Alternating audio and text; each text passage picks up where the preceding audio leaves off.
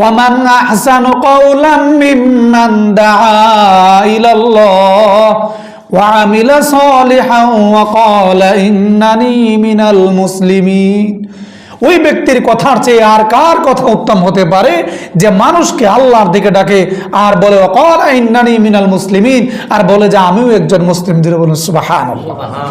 এই আয়াতের ব্যাখ্যা হলো যে যার অবস্থান থেকে যেইভাবে আল্লাহকে ডাকবে সে এই দাওয়াতের অন্তর্ভুক্ত হয়ে যাবে। যেমন মুয়াজ্জিন সাহেব আযান দেয়, তিনিও মানুষকে আল্লাহর পথে ডাকেন। হুজুর মাদ্রাসায় পড়া, তিনিও মানুষকে আল্লাহর দিকে ডাকেন। একজন মুজাহিদ আল্লাহর রাস্তায় জিহাদ করে সেও আল্লাহর পথে মানুষকে ডাকে। আর একজন দাওয়াতে তাবলীগের ভাই মানুষকে পিঠের মধ্যে হাত বোলায়া মসজিদে নিয়ে আসে, তিনিও মানুষকে আল্লাহর দিকে ডাকে। ওয়াকালা ইন্নানি মিনাল মুসলিমিন, নিজেকে বলে যে আমিও একজন মুসলিমের অন্তর্ভুক্ত।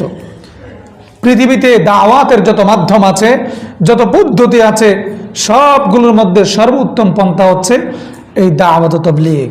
মুহতারাম হাজরিন, আল্লাহ রাব্বুল আলামিন কালামে পাকের মধ্যে ইরশাদ করেছেন, উদউ ইলা সাবিলি রাব্বিকা বিল হিকমাতি ওয়াল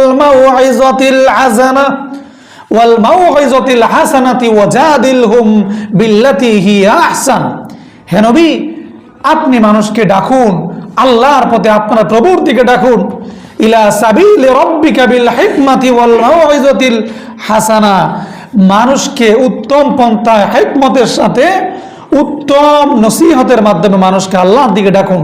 ওয়াজাদিলহুম বিল্লাতি হিয়া আহসান, এবং তাদের সঙ্গে যদি বিতর্ক করতে হয় তাহলে সর্বোত্তম পন্থায় তাদের সঙ্গে বিতর্ক করুন।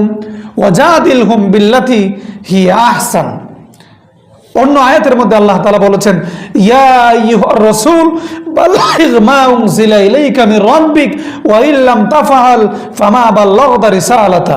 হে নবী, আপনার কাছে যা পাঠানো হয়েছে আপনি তা মানুষের কাছে পৌঁছে দিন।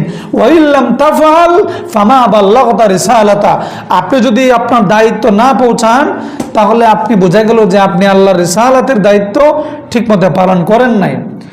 আপনার কাজ হচ্ছে পৌঁছায় দেওয়া, মানা এবং না মানার দায়িত্ব আপনার নয়। আমাদের কাজ হচ্ছে মানুষকে নসিহত করা, মানুষকে দাওয়াত দেওয়া। মানার দায়িত্ব তার, মানলে তার লাভ, না মানলে তার কি ক্ষতি। কারো উপর জোর করে, বাধ্য করে, নিষিদ্ধ করে কোনো কাজ করার দায়িত্ব আমাদের না। যেমন অনেকেই দাওয়াতের ক্ষেত্রে ভায়োলেন্স করে, মাজার ভাঙ্গা, মন্দিরে আক্রমণ করা, এ সমস্ত দায়িত্ব আমার নয়। আমার কাজ হচ্ছে মন্দিরের শিরকি কাজ জানানো, আমার কাজ হচ্ছে মাজার পূজারীদেরকে বোঝানো যে এইগুলো শিরকি কাজ, এগুলো করা যাবে না। তারপরও যদি কেউ করে তাহলে এটার দায়িত্ব কি তার, গুনাহ হইলে কার হবে? তার হবে। আর যদি মানে তাহলে সবও কি হবে? তার হবে। সব ক্ষেত্রেই দাওয়াতের যত পদ্ধতি আছে, মাউইযাতিল হাসানা, উত্তম পন্থায় তাদেরকে নসিহত করা। ওয়াজাদিলহুম বিল্লাতি হিয়া আহসান, আপনি যদি তাদেরকে উত্তম ভাষায় দাওয়াত না দেন তাহলে দাওয়াত তো গ্রহণ করবেই না, বরং যদি কোনো সাময়িক কারণে চুপ থাকে, পরবর্তীতে এই বেদাতি, এই খারাপ কাজটাকে শক্তি পেলে তারা আরো বড় করে করবে। কথা বলেন ঠিক কিনা?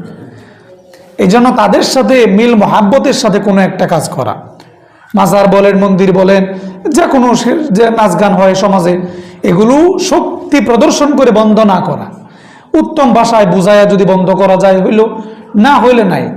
কিন্তু যদি শক্তি প্রদর্শন করেন, এই লোক গান বাজনা তো বন্ধ করবেই না, সুযোগ পেলে মসজিদের ভিতরে এনে বক্স বাজায়। কথা বলেন ঠিক কিনা?